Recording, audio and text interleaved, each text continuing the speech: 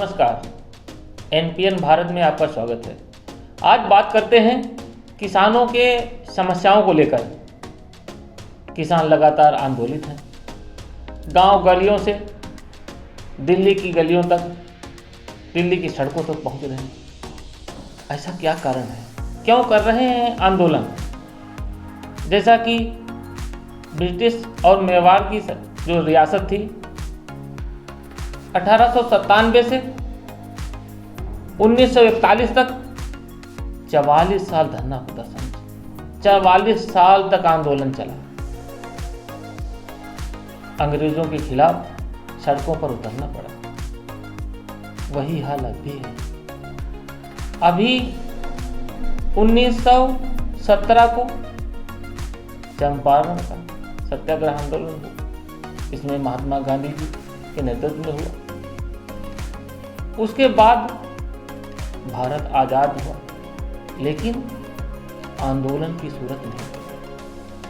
सरकार का दावा है कि किसानों के उनकी समस्याओं का निस्तारण करने के लिए, उनके उत्थान के लिए विभिन्न प्रकार की योजनाएं चलाई जा रही हैं,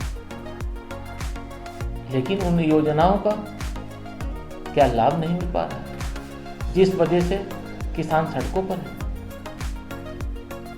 भारत में तमाम किसान संगठन बने हुए हैं। लगातार उनकी समस्याएं प्रशासन से लेकर केंद्र सरकार हो चाहे राज्य सरकार हो, सरकारें हों, उनके स्तर तक उठती रहती हैं। भारत में जो चल रहा किसानों का प्रदर्शन कब खत्म होगा, इसकी कोई लिमिट नहीं। हाल ही में अभी सिंधु बॉर्डर पर किसान डटे हुए हैं। जैसा कि सामने आ रही है, खबरें आ रही हैं कि 302 दिन से किसान बॉर्डर पर बैठे हुए हैं। उनकी समस्याओं को कब सुना जाएगा? देश के हैं किसान, मेहनत करते हैं। भारत के लगभग 60% किसान खेती बाड़ी से जुड़े हैं। 1-2 दशक पहले इसका आंकड़ा और भी था, लेकिन उनकी समस्याओं का निस्तारण आज़ादी से लेकर आज तक नहीं हो पा रहा है। कौन देगा ध्यान? इस पर कौन लेगा जिम्मेदारी? किसानों की जो कड़ी मेहनत है, कहीं न कहीं 40% लोग कहीं न कहीं उनकी मेहनत से, उनकी कमाई से जुड़े हुए हैं। किसान धीरे धीरे समस्याओं को लेकर खेती से विरत होता जा रहा है, जिसके कारण आगे आने वाले दिनों में कृषि संबंधी समस्याएं और जगड़ जाएंगी। भारत में 25 करोड़ किसान परिवार हैं, जिसमें 10 करोड़ परिवार सिर्फ खेती पर जुड़े हुए हैं। 10 करोड़ परिवार बहुत होते हैं। 51% जमीन पर खेती होती है। 40% लोग खेती से अपना जीवन यापन कर रहे हैं, जो कि कोई काम भी नहीं देख रहे हैं। अगर किसानों का आंदोलन लगातार चलता रहेगा तो देश की सूरत बदलने में बहुत दिक्कत होगी। क्यों करते हैं किसान आंदोलन? इस पर सरकारों को ध्यान देना चाहिए। हरियाणा और पंजाब में किसान लगातार डटे हुए हैं, उन सरकारों को भी ध्यान देना चाहिए। केंद्र सरकार से निर्णय अभी कुछ नहीं हुआ है। सुप्रीम कोर्ट, उसने भी अभी किसान हटाने को लेकर सुप्रीम कोर्ट में याचिका डाली गई थी। सुप्रीम कोर्ट ने कहा अभी पुराने मामले लंबित हैं,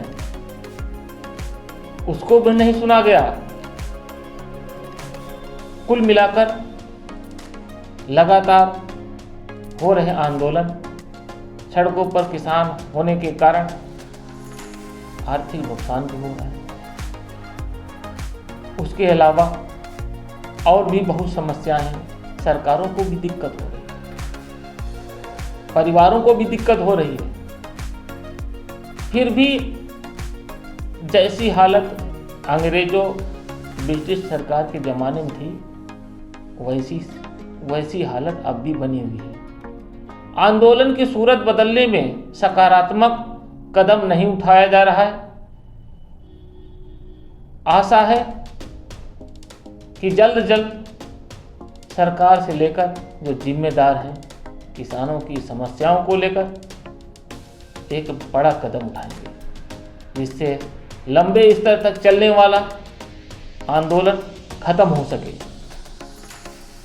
किसान नेता पंधेर ने बताया कि 302 दिन हो गया है, अभी समस्याओं का निस्तारण नहीं हो रहा है और कितने दिन लगेंगे। किसान दो हिस्से में बट चुके हैं। एक तो वो ऐसा किसान है जो सड़कों पर है और एक किसान ऐसा है जो दिन रात खेतों में मेहनत कर रहा है। हालांकि कुछ किसान आंदोलन का हिस्सा नहीं बने हैं, वो अपना मेहनत मजदूरी करके काम चला रहे हैं। वो लगातार हो रहे आंदोलनों को देख करके परेशान है। कहीं न कहीं उनके अंदर भी एक आत्मग्लानि जैसी बनी हुई है। कुछ मांगे हैं, कुछ समस्याएं हैं, उन पर ध्यान दिया जाए और जो सरकार द्वारा योजनाएं चलाई जा रही हैं, कल्याणकारी योजनाएं चलाई रही हैं, चाहे किसान समृद्धि योजना हो, चाहे बीज पर छूट, खाद पर सब्सिडी, कृषक बीमा योजना, किसान सम्मान निधि, विभिन्न प्रकार की कुसुम योजना है और भी तमाम प्रकार की योजनाएं हैं। और कुछ ऐसी फसलें हैं जिनके मूल्यों का निर्धारण हो चुका है।